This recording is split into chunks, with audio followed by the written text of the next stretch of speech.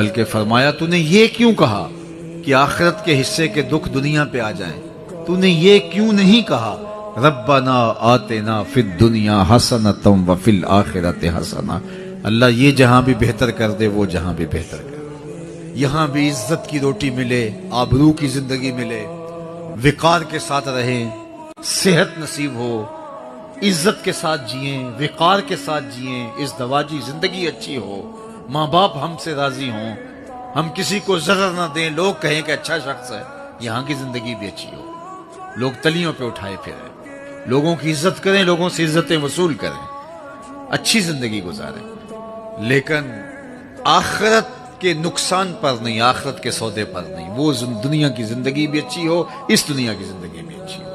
اس لیے خندق کھودتے صحابہ پر پیار آیا تو کہا اے اللہ زندگی تو آخرت کی زندگی ہے، میرے انصار کو بھی بخش دے، میرے مہاجروں کو بھی بخش دے۔